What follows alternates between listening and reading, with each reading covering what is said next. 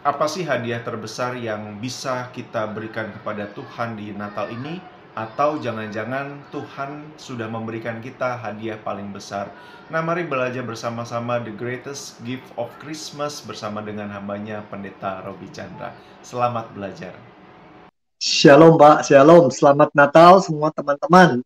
Dimanapun juga, di rumah, di jalan, di Pulau Jawa atau di luar atau di mana saja. Selamat, selamat Natal. Wow, selamat Natal Pendeta Robi. Ini nggak terasa ya Pak, kita sudah di penghujung tahun dan memang melewati tahun 2021 ini sampai saat ini memang semua perjuangan ya Pak.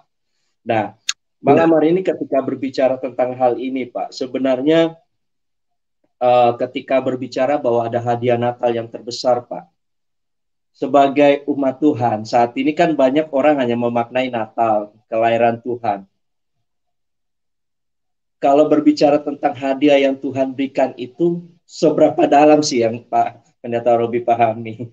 Kadang-kadang kan kita sebagai anak, kayak anak ya Pak, dikasih orang tua buka kado, wah ini hadiahnya, wow senang. Setelah itu kan selesai hilang. Ya, baik Pak. ya Pak Tony, ini topik yang menarik. Memang kalau udah bicara Natal, orang ingat perayaan, kumpul-kumpul keluarga, dan dapat kado. Bagi yang punya uang, lalu sudah bermimpi dapat kado, handphone yang lebih baru modelnya. Bagi yang punya uang lebih lanjut, pengen mobil yang lebih baru, ganti mobil barangkali. Yang satu baru mau ganti laptop dan sebagainya. Atau malah pergi ke luar negeri jalan-jalan. Sebab ada orang-orang juga yang pada saat ini udah setengah bulan barangkali sudah ada di luar negeri ya. Dari orang-orang gereja kita dan mana-mana. Nah itu wajar-wajar aja lah ya. Tapi karena kalau di atas itu bahkan kalau lihat orang Jepang, sebagian besar bukan orang Kristen, Natal tuh dirayakan meriah sekali. Pohon Natal ini saya pernah datang dulu sana, saya bertanya, loh kalian ini jadi banyak orang Kristen? Enggak, ini Natal kita rayakan Sinterklas dan hadiah dan lain-lain. Seperti orang Amerika, mereka suka seperti orang Amerika. Saya ketawa dalam hati. Nah, kalau udah bicara hadiah itu kan kita selalu memang wajar ya orang ulang tahun dapat hadiah dan Natal dapat hadiah dan lain-lain. Tapi seringkali hadiah itu oleh kita dibayangkan sebagai hadiah yang cocok dengan keinginan sesaat dan seringkali materi ya, atau sosial, jalan-jalan, atau dapat pacar, atau apa saja. Natal itu suka kita, tapi kalau dipikir-pikir aneh ya. Hari Natal itu kita merayakan kelahiran Tuhan Yesus. Jadi ulang tahunnya Tuhan Yesus, happy birthday Tuhan Yesus. Tapi happy birthday dia, tapi yang dapat hadiah kok kita gitu loh. Nah ini kalau dipikir gitu, kalau pikir hadiah-hadiah, pengen motor baru, pengen laptop, itu kan aneh. Yang ulang tahun Tuhan Yesus, kita yang mau dapat hadiah, atau saling berbagi hadiah di antara kita sendiri. Itu rasanya aneh. Kalau saya ulang tahun datang tamu 20, lalu saling membagi hadiah di antara mereka, saya tidak dapat hadiah apa-apa, kan itu aneh. Itu catatan saya dulu. Kalau udah bicara hadiah itu dengan Natal, lucu kita bayangkan. Tetapi Natal sendiri kelahiran Kristus sebenarnya satu hadiah dari Tuhan. Hadiah yang dimaksud itu adalah gift. Itu sesuatu bukan imbalan. Beda ya. Kalau imbalan ada satu yang baik kita lakukan, ada kerja, ada kinerja, yang itu patut. Ini enggak. Kita tidak berhak menerima apa-apa. Kita tidak melakukan apa yang baik. Bahkan manusia sejak lama mencoba beragama, mencoba ini mau patuh pada Tuhan, ikut aturan sesuai keyakinan, tapi semua itu untuk dirinya kan, supaya masuk surga, supaya hidupnya sejahtera, supaya doanya makbul, dikabulkan. Itu semua manusia mengharapkan begitu. Dan mendadak di tengah udah sekian ribu tahun begitu dan lain, Tuhan memberikan hadiah yang besar. Aku menyayangi kamu, aku memberikan kamu bukan hukuman, bukan kebinasaan kekal, bukan kehancuran karena dosamu, bukan imbalan yang parah karena dosa-dosamu yang begitu egois, tapi aku memberi pada kamu keselamatan, penebusan, bahkan aku memberikan diriku berelasi dengan kamu, menemani kamu sepanjang jalan, bahkan akan menolong kamu bertumbuh. Dan ini aku juga memberi kekekalan padamu. Nah ini barangkali orang tidak bayangkan itu ya. Tidak bayangkan hadiah seperti itu gitu ya. Gitu Bung Tony. Oh ya, menarik Pak. Ketika berbicara tentang hadiah kan kita ingat tentang kisah orang Majus ya Pak. Oh Mereka ya, ya. mempersembahkan. Seolah-olah itu yang mempersembahkan hadiah itu orang Majus, artinya yang membawa hadiah. Ya, ya, ya. Demikian kadang-kadang kalau kita ke gereja maupun juga ibadah, seolah-olah itu kita mau mempersembahkan buat Tuhan. Layak nggak disebut demikian, Pak? Atau sebenarnya ada, harusnya seperti apa, Pak? Harus yang lebih dalam ya. Jadi begini, kalau misalnya kalau misalnya saya katakan saya sangat membutuhkan uang, kalau kan saya punya 200 juta rupiah, maka banyak pelayanan yang sekarang sulit dilakukan mungkin bisa dilakukan. Misalnya begitu. Lalu ada adik saya mendengar dan datang ke rumah, Kak ini 200 juta rupiah. Saya tidak berhak menerima itu. Saya tidak bekerja untuk mendapatkan itu. Tapi dia begitu menyayangi saya memberikan uangnya. Mana lebih penting buat saya memperhatikan uangnya atau perhatikan diri dia? Yang lebih penting kan melihat kasih sayang dia yang luar biasa. Natal itu bicara tentang kasih sayang Tuhan yang luar biasa.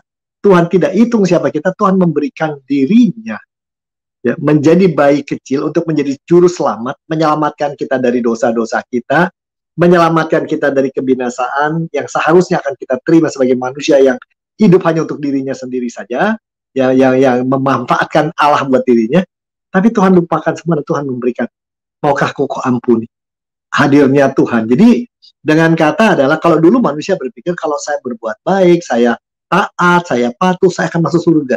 Tapi ternyata semua itu tidak kan. Orang beragama aja di lebih beragama lebih suka berkelahi itu sama lain. Antara agama yang sama juga dia hantam-hantaman. Mana tunjukkan bahwa mereka beragama itu karena dia mengasihi Tuhan. Mereka beragama seringkali bukan untuk mengasihi Tuhan, tetapi untuk mendapat sesuatu dari Tuhan. Dan itu sebenarnya kalau itu diteruskan, semuanya mesti menuju kebinasaan. Manusia akan saling hantam, manusia saling hancurkan, dan kerusakan alam. Apa yang Tuhan berikan pada manusia dirusakkan diri. Buntutnya kebinasaan kekal. Tetapi Natal ini Tuhan datang katakan, aku memberikan pada kamu satu yang luar biasa. Aku ampuni semua ke depan. Ya, yang lalu diampuni. Sekarang kau menjadi anakku, kekasihku, ya, sahabatku. Engkau akan kutemani sepanjang, kamu akan berubah. Cara kamu memandang dunia berubah, kamu melihat dirimu berubah, orang lain kau lihat dengan berubah juga, alam juga kau lihat berubah, bahkan kau mengenal diriku lebih baik.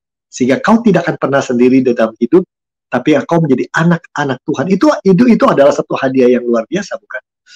Itu hadiah yang luar biasa, bukan? Ya. Itulah Bung Tony, intinya Natal itu. Jadi, apa sikap kita menghadapi hadiah seperti itu? Bukan memberi barang lagi, bukan memberi, karena hadiah itu adalah Tuhan memberi hatinya pada kita. Jawaban terbaik adalah kita memberikan hati kita kepada Tuhan. Sebenarnya gitu ya, kayak ya saya nggak tahu kalau orang saya pernah tanya apa sih hadiah terindah bagi hidupmu yang paling luar biasa? Ya saya bilang ada yang luar biasa dan tapi juga paling sulit, tidak mudah. Siapa? Istri. Apa katanya? Istriku.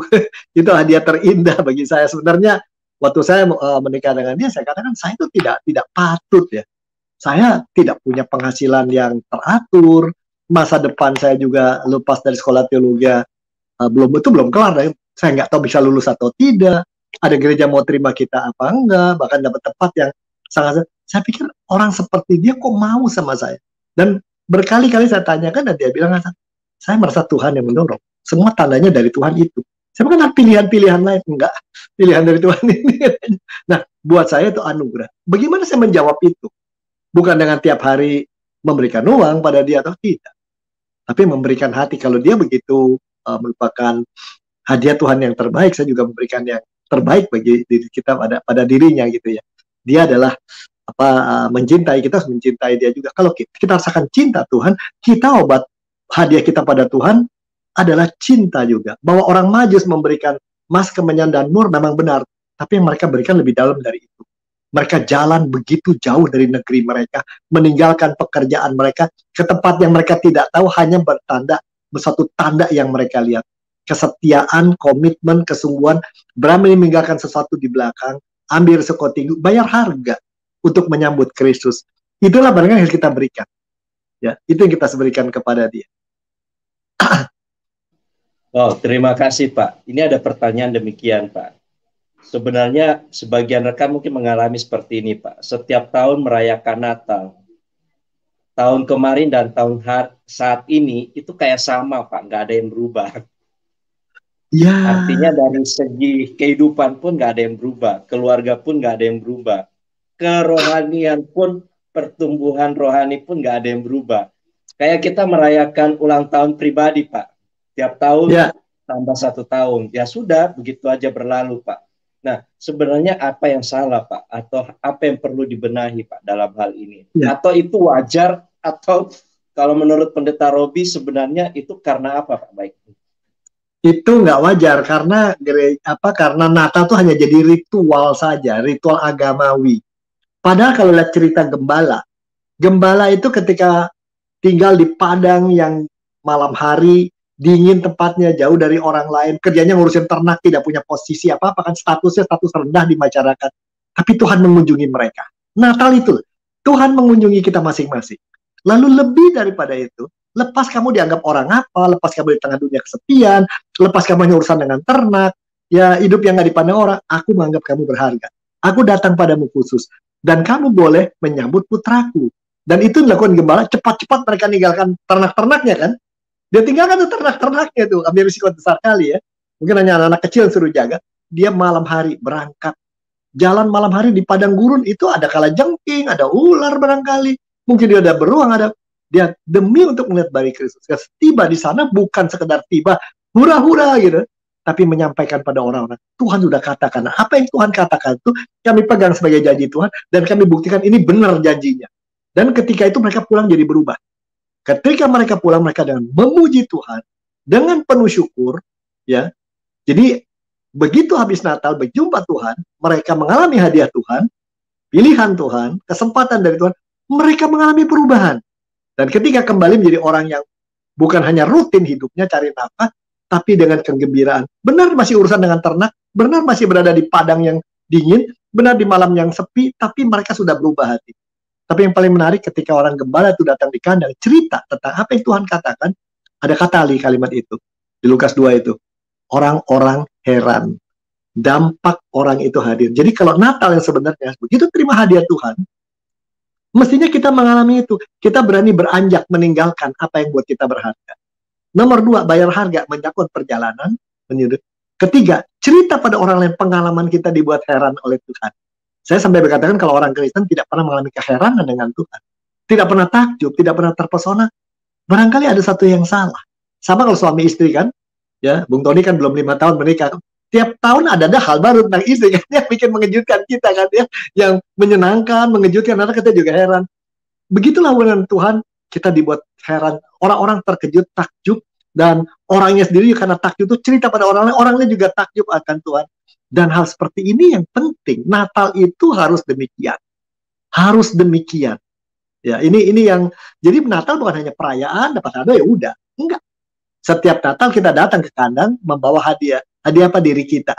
Tuhan ubah saya supaya lebih siap saya menerima lebih banyak berkat Tuhan, membawa cerita tentang Tuhan pada orang lain, pengalaman saya dengan kau kubagikan pada orang lain supaya orang lain kena dampak. Kita boleh miskin, kita boleh berada di tempat yang sepi, kita boleh nggak dikenal orang, tapi saya mau jadi orang, anak Tuhan yang sudah dia pilih, yang berdampak pada orang lain, menginspirasi orang lain tentang Kristus. Gitu Bung Tony, benar nggak sih? Benar kan ya? Iya benar Pak. Nah, ya. Sebenarnya kalau berbicara Natal ya Pak, artinya gini Pak, setiap tahun itu ketika mendekati Natal, banyak dari kita itu justru bukannya mau memberi kepada Tuhan, tetapi mengharapkan dari apa yang datang dari Tuhan. Misalnya permohonan, kiranya tahun ini di Natal ini seperti ini, keluarga apa segala macam, usaha, pekerjaan, studi. Tetapi yang terjadi adalah kita nggak pernah bertanya kepada Tuhan apa yang mau Tuhan dalam hidup kita di Natal ini. Nah, sebenarnya bagaimana nggak tips supaya setiap kita itu menyadari bahwa sebenarnya Natal itu bukan hanya berbicara tentang menerima, tetapi memberi yang terbaik buat Tuhan. Mungkin ada tips dari Pendeta Robi. Ya. Dan memberi yang terbaik dengan Tuhan adalah kesediaan kita diubah oleh Tuhan. Boleh saya dikit cerita kesaksian yang luar biasa, yang aneh. Buat saya ini hadiah terbesar dari Tuhan tahun ini. Saya nggak mau sebut gerejanya nanti. Saya diminta oleh satu gereja memimpin ibadah Natal, khotbah. Tetapi diminta dalam khotbah itu juga ada semacam KKR, tantangan siapa yang orang mau mau apa menerima Kristus sebagai juru selamatnya. Nah, di atas kertas ketika saya iyakan tuh buat saya mikir secara manusia, saya hitung-hitung orang Natal udah lama nggak ketemu, udah lama online, sekarang onsite ketemu, pasti cupika-cupika kangen kan ketemu ya. Suasananya meriah dan lain-lain. Lalu dipikirkan untuk mengadakan turning point, titik balik dalam hidup. Ini rasanya di atas kertas nggak mungkin, butuh mujizat untuk terjadi begitu. Jadi ketika baru mulai sebelum ibadah, saya kumpulkan panitia, kita ngomong, ya ini sih butuh mujizat ya. Anda mengharapkan orang menyerahkan diri pada Tuhan, orang lebih memberikan waktu buat pelayani Tuhan. Dan ada orang juga 3 hal kita minta dari orang-orang dan ini kita harap sebagai hadiah buat Tuhan. Tapi ini sangat luar biasa, butuh mujizat saya bilang. Tapi dalam hati saya kan, biarlah kita doakan satu aja yang mau merangkul Kristus menerima sebagai penebus buat kita cukup. Tahu nggak waktu ketika itu berjalan? Siapa yang mau angkat tangan menerima Kristus dan lain-lain setelah bicara lainnya? Nggak ada. Tidak ada. Waduh, saya terkejut. Saya ulangi kembali. Tidak ada. Gitu. Sediam itu. Nah, di tengah setelah saya turun dari mimbar, saya berpikir, Tuhan, ini bayangkan panitia pasti kecewa ya. Lalu seakan-akan Tuhan bicara, kau sendiri gimana? Iya ya, ini saya juga bukan kecewa, cuma bingung aja gitu ya. Apakah memang Tuhan tidak berkehendak ada satu orang yang Tuhan pilih hari ini untuk menerima keselamatan darimu, penebusan? Tapi jawaban yang saya terima seakan bukan begitu. Sebab kalau pada waktu itu ada satu orang berdiri angkat tangan, siapa yang akan happy? Kamu happy. Orang itu happy, orang lain happy. Cuman satu, belum cukup kamu heran. Kamu udah jadi biasa itu. Nah, mau nggak kamu percaya walaupun nggak ada yang angkat tangan saat itu? Mungkin dia akan angkat tangan di tempat lain. Mungkin dia sudah terima tapi tidak mau tampilkan di sini. Mungkin mereka malu. Kamu nggak usah kecewa, penitia nggak usah kecewa, kamu hibur mereka. Jadi begitu habis ibadah saya ngomong satu, jangan kecewa ya kalau belum ada. Mungkin saja sudah ada tapi tidak ungkapkan apa yang di hati mereka. Begitu kami turun, itu lantai 2 gitu, begitu turun ke bawah, ada seorang ibu tua dengan seorang ibu muda, dan ibu mudanya matanya berkaca-kaca, dan ibu tua ini dia baru saja menyatakan dia mau ikut Kristus. Saya sampai nggak bisa ngomong, untung nggak keluar air mata, tapi saya, oh Tuhan, ini hadiah yang terbaik yang saya dapatkan, gitu. Bukan apa, itu hadiah yang luar biasa. Kenapa? Dengan begitu orang itu diberkati, panitia diberkati, saya juga merasa diberkati. Dengan atau tanpa kau, lihatnya aku bisa punya kuasa yang luar biasa. Dan kamu akan mendapatkan hari ini mujizatku. Dan ketika mau pulang ada satu orang ibu berkata, Bapak sih katanya, Pak Pendeta mintanya 1 sih dari Tuhan, coba mintanya 10, mungkin dikasih 10. Saya itu buat saya itu hadiah yang indah. Jadi hadiah itu tidak sama dengan apa yang kita inginkan ya. Tidak selalu, bahkan kadang-kadang yang kita tidak inginkan. Siapa yang mau jadi penguat, wah udah berapi-api, siapa angkatan? Nggak ada sama sekali, nggak ada kan yang mau begitu. Tetapi lihat cara Tuhan bekerja. Jadi sekali lagi dengan cara itu malah saya rasa tadi malam saya paling diberkati ya, melihat keheranan, ketakjuban, sama seperti gembala. Dikatakan Tuhan akan lakukan ini, saya pengen lihat, saya akan berjalan melihat benar nggak janji Tuhan. Jadi saudara yang mendengar ini dimanapun Anda berkata, saya lihat Natal itu juga bukan hanya Allah datang ke bumi menyelamatkan kita, tapi Allah berjanji kita tidak sendiri, dia akan berjalan bersama kita, kita akan diubahkan. Jadi kalau minta hadiah pada Tuhan, hadiah itu, Tuhan ubah saya dong tahun ini, supaya makin lama semakin kenal Tuhan, mengerti kehendakmu, makin peka, dan bukan hanya itu, makin bisa membawa cerita tentang yang indahnya Natal ini, membawa Injil Tuhan pada orang lain, melalui kata-kata dan perbuatan. Saya kira itu yang harus kita minta sebagai hadiah, dan sekaligus apa yang kita beri pada Tuhan. Betul nggak Bung Tony? Saya secara pribadi ya Pak, nggak bisa menggambarkan bagaimana sukacita dari gembala Pak ketika mereka menerima hadiah yang dimana mereka saksikan langsung saat itu. Tapi yang menjadi pertanyaan saya saat ini adalah setiap rekan juga yang hadir, apakah karena setiap tahun kita mendengar berita Natal, bahkan kita baca, kita dengar di khotbah, sehingga berita itu kayak semacam ya sekedar berita aja Pak, nggak seperti yang gembala ketika mendengar selepas dari situ mungkin ada yang menari, Mungkin ada yang saat itu juga berlari ke rekan-rekannya memberitakan kabar ini, bahkan ke tetangga, dan rasanya itu meluap-luap dari dalam hati.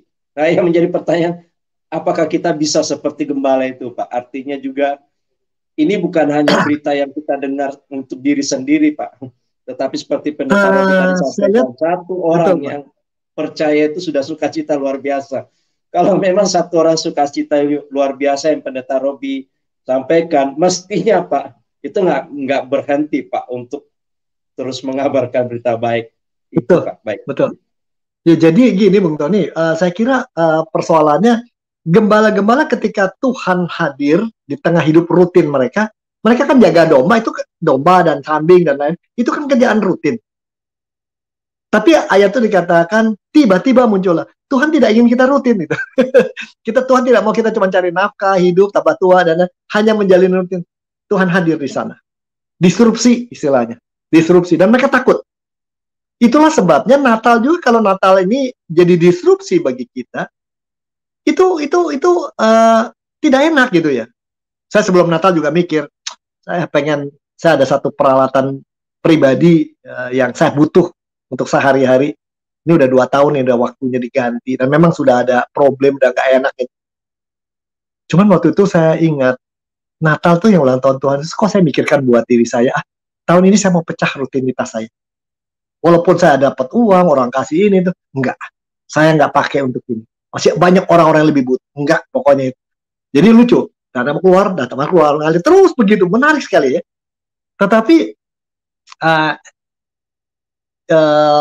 pada satu hari lebih menarik lagi. Ada kejadian begitu, dan orang, saya mau beli kebutuhan saya 10 kali juga bisa. Tapi hari itu Tuhan pertemukan saya dengan sekelompok anak-anak di kolong jembatan yang dilakukan oleh satu pelayanan. Dan saya sangat terharu. Ya, saya memang terlibat dengan mereka sudah cukup lama. Tapi yang saya terharu adalah bagaimana ada seorang anak 14 tahun bersama ibunya memutuskan, kami mau ikut Kristus. Tidak mudah loh. Ini di daerah, kondisinya daerah kumuh. Tetangga saling tahu kan. Dengan perubahan mereka, dampaknya apa itu? Bagi hubungan mereka dengan tetangga, orang lihat. Tapi mereka itu. Dan di situ saya lihat, iya, orang-orang seperti ini yang kita mesti kawal, berikan kehidupan lebih baik, berikan dia kesempatan untuk hidup lebih sejahtera dari kita. Natal itu bukan untuk kita, bawa Kristus pada mereka, bukan hanya beritanya, tapi apa yang mereka perlukan mungkin kita harus bagikan. Apa yang kita terima dari Tuhan, apa yang kita bisa bagikan pada orang lain, kenapa tidak? Jadi itu hal yang lebih indah. Natal itu jadi pertama kita diubah, bikin komitmen baru. Ketiga, apa yang kita Tuhan berikan, cari orang yang belum pernah mengalami hadiah, kesempatan, uang, obat, atau persahabatan, sentuh mereka dengan itu. Berikan mereka itu. Itulah Natal sesungguhnya. Karena Natal itu kan Allah yang datang tinggal ke dalam kandang bobrok. Kandang yang sangat buruk. Nah, perhatikan orang-orang yang sekarang mungkin, tanda kutip, masih ada sekitar kandang. Seperti kita datang dan berikan pada mereka juga kelahiran Kristus, bahwa mereka diperhatikan, bukan hanya soal rohnya diselamatkan, bukan, tapi bagaimana kejiwaan. Berikan pada mereka senyum, kata-kata indah. Kalau Anda punya kue 10, berikan mereka juga, bagi ke 5, ke 8, terserah, daripada kena nanti kolesterol meningkat. Untuk hamba Tuhan kan lagi saat ini banjir kue rumahnya gitu ya. Barangkali demikian kalau di kota. Apa yang kita, Natal itu bukan hanya menerima hadiah. Berterima kasih pada Tuhan untuk hadiah dirinya, kehadiran diri, mau jadi teman kita, sahabat kita, kekasih kita, Allah kita, juru selamat kita. Tetapi adalah kesempatan untuk kita berbagi pengalaman indahnya dengan Allah, menjadi Allah yang benar-benar memeluk kita. Bagikan pengalaman pada orang lain dengan kata, perbuatan, dengan materi. Saya kira itulah sebabnya kalau itu tidak dipahami, Natal hanya untuk diri sendiri. Hadiah buat diri sendiri, gereja bikin pesta gede di diri, musik gede, semua untuk diri sendiri. Begitu Bung Tony. Masuk akal nggak sih? Sangat masuk akal, Pak. Baik. Ya, ini ada pertanyaan Pak dari rekan. Ya. Dari rekan silakan. Kita, Helena, Pak. Pak, jika Tuhan Yesus adalah hadiah terbesar bagi kita, mengapa banyak orang menolak anugerah keselamatan darinya, Pak?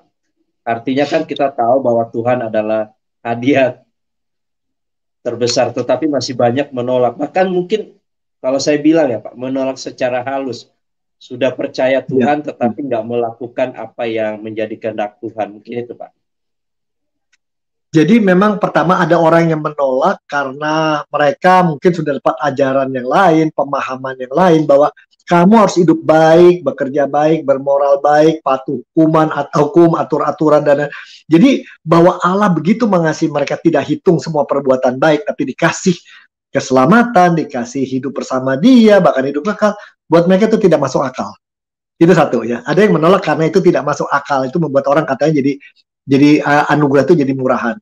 Ya, yang kedua, ada orang menolak dalam bentuk ini. Saya percaya Kristus juru selamat. Saya mau terima Dia. Saya mau yakin, percaya bahwa Tuhan menyelamatkan. Percaya ya, tapi tidak mau mempercayakan diri setelah itu. Sebab mestinya setelah percaya begitu, sebagai hubungan kita dengan Tuhan begitu akrab, kita terus membuat ada bagian kita untuk lebih akrab dengan Tuhan, menikmati kehadiran Dia, mengalami beberapa hal yang menakjubkan dari Dia, belajar lebih banyak, pengen tahu tentang Dia, bergaul lebih akrab. Ini orang nggak mau. Tetap aja percaya Tuhan Yesus, masuk surga, haleluya. Lalu hidup sehari-hari, ini urusan saya, bukan urusan Tuhan. Kalau udah susah baru panggil Tuhan, kalau nggak saya atasi sendiri lah gitu. Jadi saya kerja di pabrik, saya kerja di toko, sebagai pelani, pelayan, ini urusan saya. Tuhan gak usah ikut-ikutan ke dalam ini. Jadi itu urusan Tuhan di altar, kalau ini adalah urusan di pasar, urusan saya dipisah. Itu ya, dualisme itu yang paling banyak. Itu dan banyak agama-agama di Asia terutama mengajarkan dualisme itu. Tapi ada yang ketiga. Ada orang mau terima hadiah Allah yang begitu besar, hidup bersama Kristus keselamatan. Tetapi ketika harus diubah, nah ini dia nih.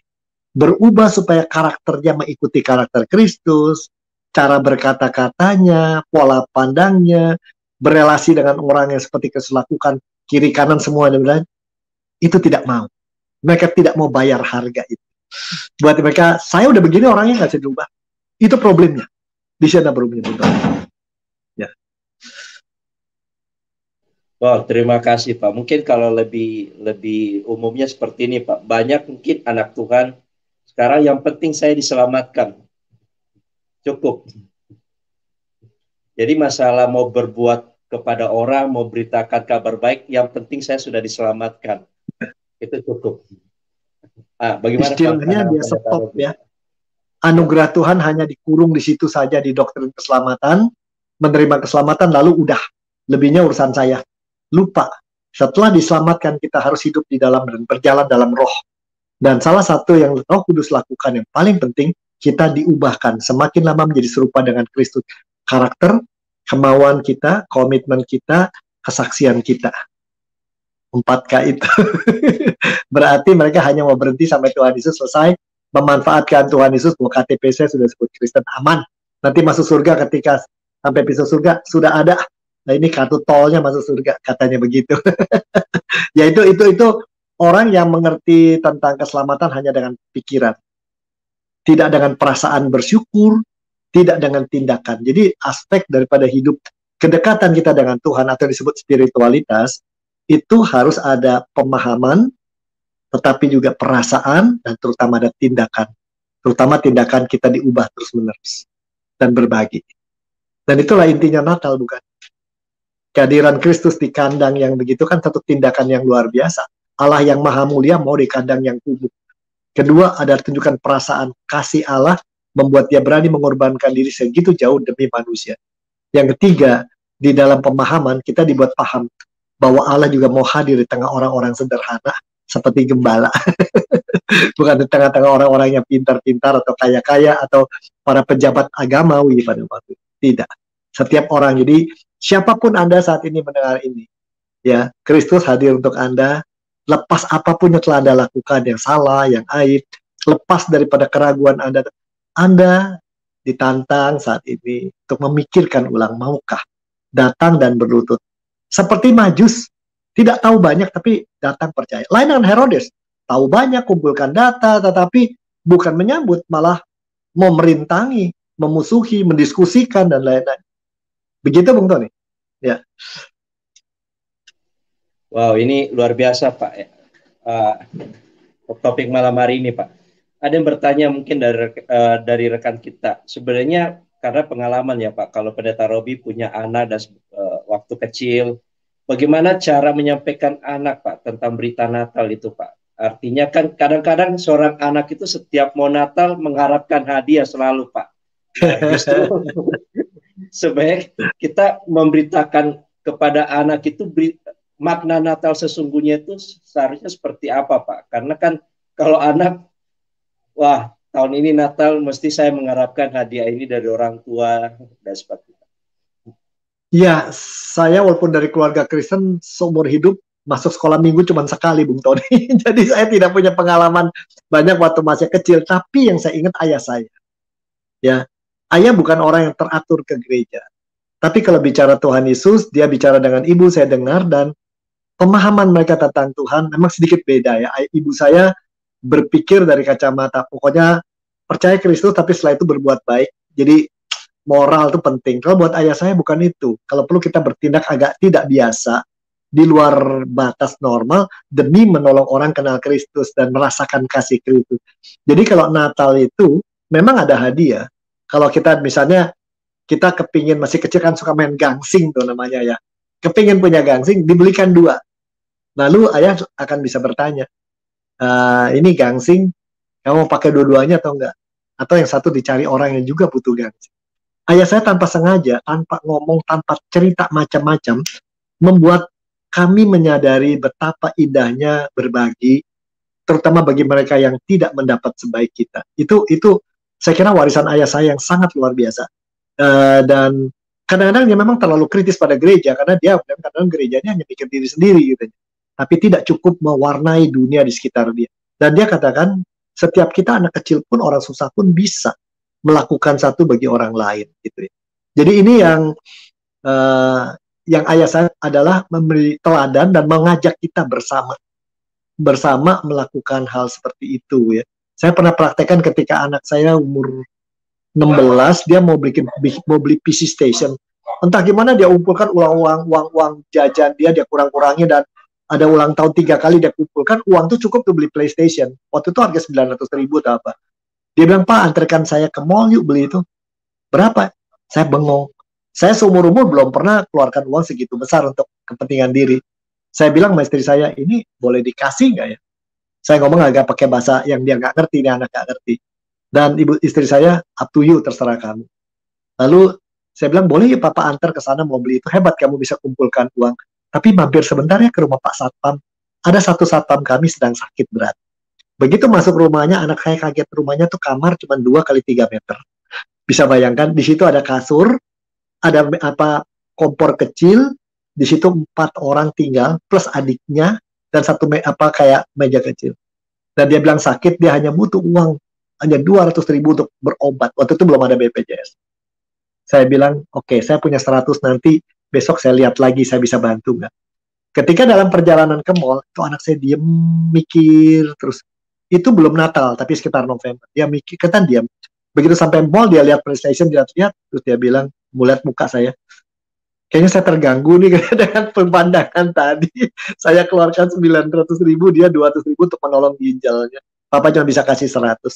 Pak, ambil dah nih, tolong dia 100 begitu. Nah itu kalau dalam dunia pendidikan namanya tacit knowledge ya. Orang belajar sesuatu apa yang benar dan salah dengan melihat dan dalam suasana. Jadi menghadapi anak supaya menghadapi Natal, oke, hura-huranya boleh, tapi jangan hanya Santa Claus itu. Sekurangnya orang cerita sedikit tentang Tuhan Yesus. Kasih lihat gambar bayi tinggal di kandang nih, bayangin baunya kayak apa tuh kandang. Itu kan tempat makan binatang tuh. Kandang tuh biar gimana bau, ya. Dan kandang itu mungkin air masuk ke situ. Kandang itu tempat yang penuh rumput. Karena mereka tidak ada yang terima mereka. Nih coba kau bayangin kalau kamu begitu. Tuhan sayang buat kita. Itu mesti kita katakan pada mereka. Tapi jangan panjang-panjang. Jangan panjang-panjang. Lalu mungkin begitu ya. Kita sediakan hadiah ini buat kau ini. Yang siapa lagi menurut kamu yang perlu dapat? Jadi orang tua mesti menganggarkan itu. Ya saya belajar dari ayah saya. Dan saya bahkan anak saya. Dan itu mewarnai dia hidup dia kata dia. Ya. Oke, Bung Tony. Itu aja yang saya bisa jelaskan. Biasa, Pak. Ini tak terasa Pak, waktu kita ada satu pertanyaan terakhir Pak buat kita dari Fabian. Izin bertanya, bagaimana cara kita merayakan sukacita Natal jika hidup kita sendiri sangat banyak pergumulan, sehingga mustahil untuk bersukacita.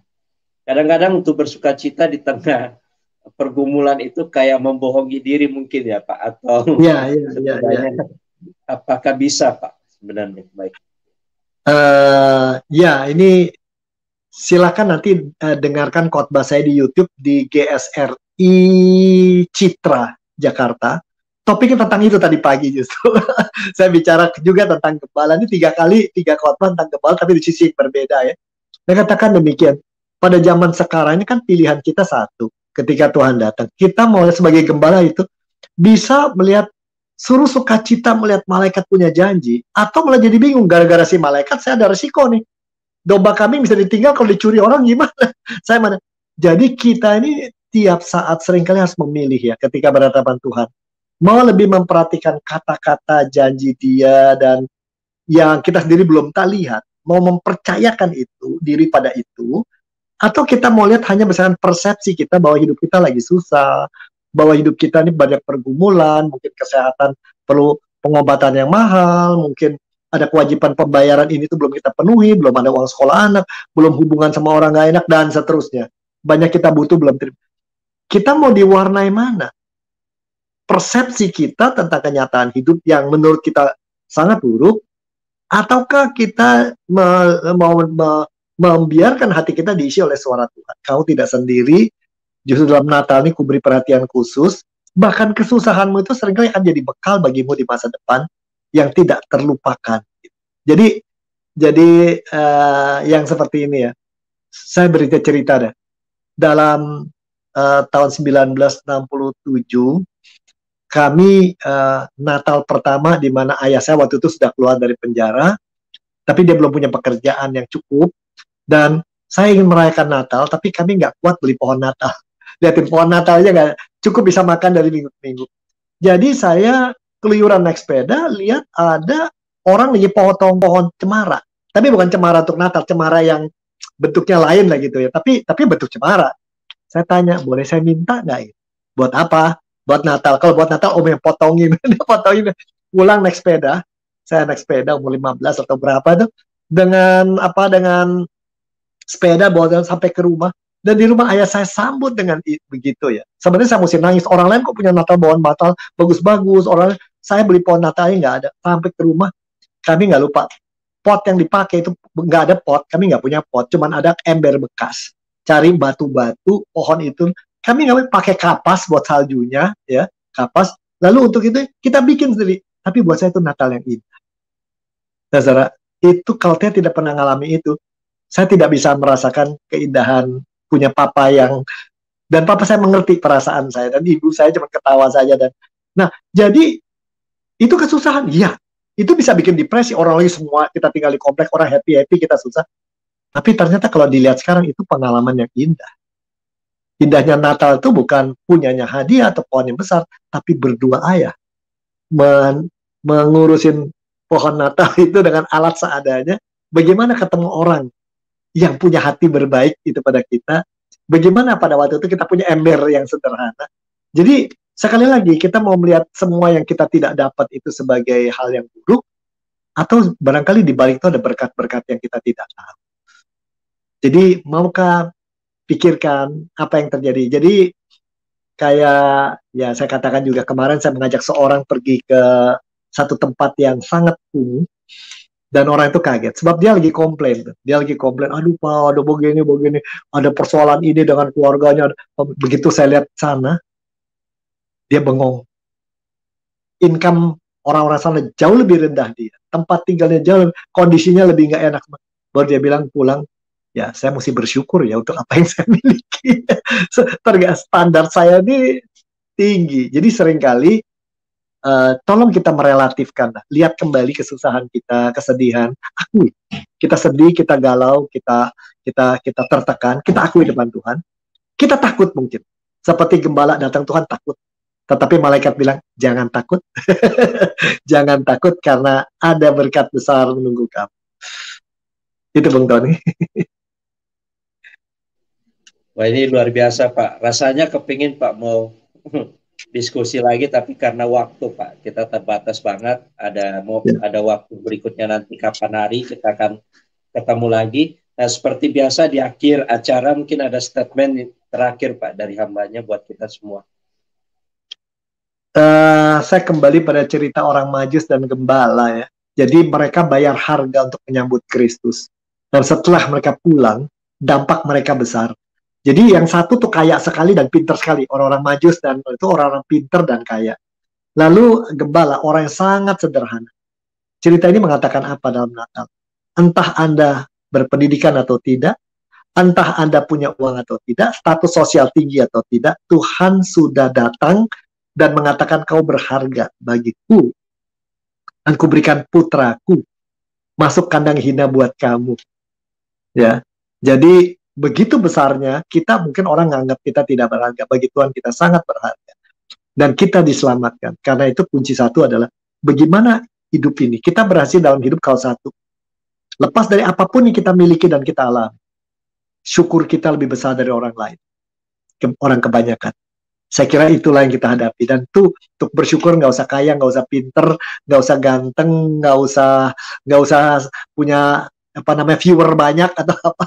Tetapi selama hati kita mau bersyukur, dan malam ini saya mengajak Anda, tolong syukuri semua berkat-berkat Tuhan tahun itu. Natal lalu sampai tanpa berasa kita sudah 2 Natal. Natal yang kayak sekarang, yang kedepannya kita belum tahu apa yang terjadi. Dan kita bahkan tidak tahu kita akan jumpa nggak di tahun 2002 dalam Natal yang akan datang. Masih adakah kita bersama-sama? Kita tidak tahu. Yang kita tahu cuma satu. Natal lalu Tuhan bersama kita. Sekarang bersama kita. Ke depan dia tidak akan tinggalkan kita. Tuhan berkati Anda.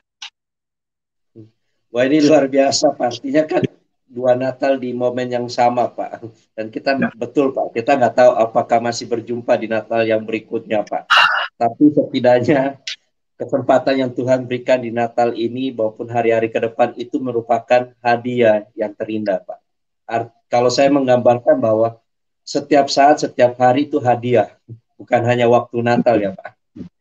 Dan Tuhan memberikan hadiah yang sama, baik saya maupun Pak Robi. Mungkin respon kita waktu menerima hadiah itu yang berbeda ya, Pak. Baik. Amin. Thank you banget Pendeta Robi, dan sama-sama. sekali lagi terima kasih juga buat rekan-rekan dan selamat Natal. Baik, saya akan persilakan kepada hambanya Pendeta Robi untuk menolong kita di dalam doa, Pak. Baik. Oke, mari kita berdoa. Tuhan, kami berterima kasih karena Engkau mau datang pada kami, meninggalkan surga untuk berada di tempat yang begitu kumuh. Karena bagi Tuhan kami itu begitu penting, begitu berharga, dan Kau mau rangkulkan. Tuhan, ajarlah kami tidak melihat Natal ini kesempatan hanya untuk pesta dan hura-hura dan mendapatkan apa yang kami mau. Tapi yang terindah adalah karena Kau sendiri hadir di dalam hidup kami dan memberikan hati-Mu yang penuh kasih pada kami. Karena itu tolonglah kami agar bisa menjadi orang-orang yang semakin menyampaikan kasih sayang kami pada Tuhan, syukur kami, dan seluruh hidup kami. Kami sadar milik Tuhan. Apa yang kami makan, apa yang kami pakai, apa yang kami gunakan, apa yang kami harus dapat pelajari, kami yakin Tuhan sudah atur yang terbaik. Biarlah kami tahu tiap hari hidup di dalam syukur yang berkepanjangan. Dan kami tahu kami akan menghadapi situasi yang mengherankan dari waktu-waktu ketika kami berjalan bersama. Kami mohon berkat Tuhan untuk setiap kami yang mendengarkan, setiap yang kami kasihi, dan juga orang-orang di sekitar kami yang butuh Tuhan. Biarlah kami juga jamah mereka dengan membagikan rasa terima kasih kami pada Tuhan, rasa syukur kami, dan rasa heran kami. Dan mereka tahu ada Tuhan yang begitu baik buat mereka juga. Terima kasih Bapak. Bagi teman-teman yang sakit atau dalam masa pemulihan saat ini, Tuhan jamah. Dan biarlah saat ini bisa bicara dengan mereka, dan mereka dengar di dalam saat sakitnya. Dan bagi mereka yang pada saat ini sedang bergumul dengan masalah keuangan, dengan masalah tanggung jawab pendanaan dan pembiayaan yang besar, kalau Tuhan izinkan, biarlah berikan orang-orang yang baik bisa menyentuh hidup mereka, memastikan pada mereka satu kali lagi mereka tidak ditinggalkan. Mereka yang menanti pekerjaan, menanti sekolah, menanti banyak hal. Kami percayakan dalam tangan Tuhan saat-saat ini saat yang baik. Kami menghadapi jalan yang masih belum pasti bagi kami, tidak tentu. Tapi biarlah ini membuat kami makin sadar. Satu-satunya hal yang mutlak, satu-satunya hal yang bisa kami jadi pegangan hanyalah tangan yang memegang tangan kami. Terima kasih Engkau menjadi Allah yang begitu baik. Dalam nama Tuhan Yesus kami berdoa. Amin. Amin. Sekali lagi terima kasih buat hambanya, Pendeta Robi, sangat memberkati buat malam hari ini. Rekan-rekan juga sudah menyampaikan di komentar. Dan sampai jumpa bersama dengan Pendeta Robi minggu depannya, Pak. Kita akan jumpa lagi. Esok hari kita akan kembali live jam 7 malam. Tuhan Yesus memberkati kita semua. Terima kasih Bung Tony, salam buat di rumah. Terima kasih.